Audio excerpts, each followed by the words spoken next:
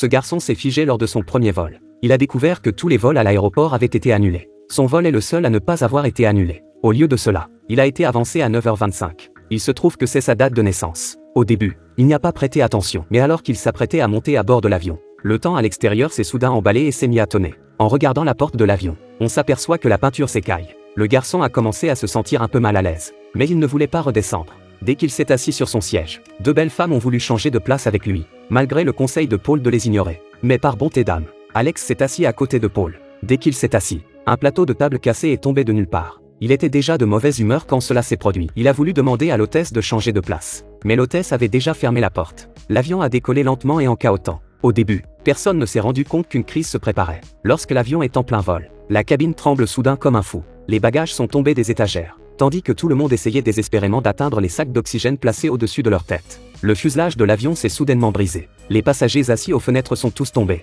Un gigantesque incendie s'est déclaré. Personne dans l'avion n'en a réchappé. Heureusement, ce qui s'est passé n'était qu'un rêve. Mais Alex s'est réveillé avec deux belles femmes qui lui demandaient de changer de place. Et tout ce qui s'est passé dans son rêve est exactement comme dans la réalité. Il s'est précipité du côté de Paul pour voir si le plateau de la table était cassé. Mais il ne s'est pas rendu compte que c'était le même que celui de son rêve. Il a eu tellement peur qu'il a immédiatement voulu descendre de l'avion. Au cours de la dispute, il s'est battu avec quelques passagers. Ils ont tous été expulsés de l'avion et se sont tous plaints qu'Alex était la raison pour laquelle il n'avait pas pris l'avion cette fois-ci. Mais pendant qu'ils se disputaient, l'avion a explosé. Les vitres de l'aéroport se sont brisées. Il est clair que tout ce qui s'est passé dans le rêve d'Alex, bien qu'ils aient eu la chance d'échapper à la mort, celle-ci n'avait pas l'intention de les épargner. Au début, les hommes ne se rendent pas compte que la mort arrive. Mais comme un coup de tonnerre venu du ciel, ils ont été entraînés dans l'engrenage du destin par la grande faucheuse. Cet homme était en train d'utiliser les toilettes. Le tuyau derrière lui s'est soudain mis à goutter. L'eau s'est rapidement écoulée sur le sol et a atteint ses pieds. Alors qu'il se levait pour ramasser ses vêtements, il a soudain glissé sur l'eau qui se trouvait sous ses pieds. Il est alors tombé dans la baignoire avec son centre de gravité.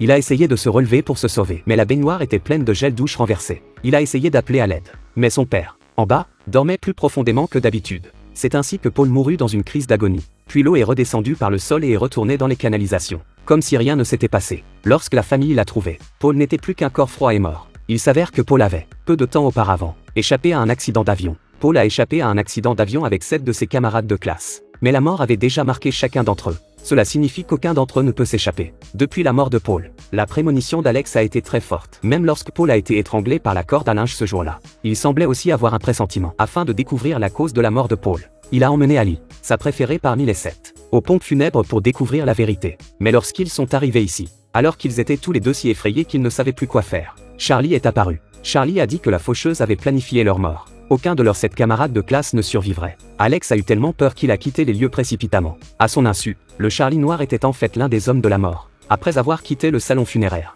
Alex a emmené Ali pour discuter de la manière d'éviter la faucheuse. Contre toute attente, cette scène a été vue par le survivant Smith. Smith a toujours eu un problème avec lui. Il l'injuriait dans la rue. Mais la petite amie de Smith n'a pas supporté de l'entendre. Elle a marché jusqu'au milieu de la rue. Mais l'instant d'après, à son insu, la vengeance de la mort venait de commencer. Cette fille qui ne boit jamais d'eau, elle avait soif la nuit, sans raison, alors qu'elle versait de l'eau dans une tasse. Le fond du verre s'est soudain fissuré. L'eau contenue dans le gobelet s'est écoulée par la fissure et a coulé dans le four à micro-ondes en marche. En regardant le four à micro-ondes non loin de là, il y avait de la fumée blanche. La femme s'est approchée lentement pour vérifier. L'instant d'après, le four à micro-ondes a explosé. Le verre a coupé la horte de la femme. Elle a essayé de couvrir la blessure au cou avec une serviette. Mais lorsque la serviette est tombée, un couteau de cuisine est tombé. Avec une forte explosion, la femme est morte. Tout le monde pensait que c'était un accident, mais ils ne savaient pas que tout avait été organisé par la faucheuse. Car la faucheuse a jeté son dévolu sur les 7 personnes qui ont survécu à l'accident. Aucune d'entre elles ne survivra. Lorsque les 4 survivants ont appris que la femme était morte, ils ont dû partir à la recherche d'un moyen d'élucider cette mort. Plus il parlait, plus le conducteur était excité.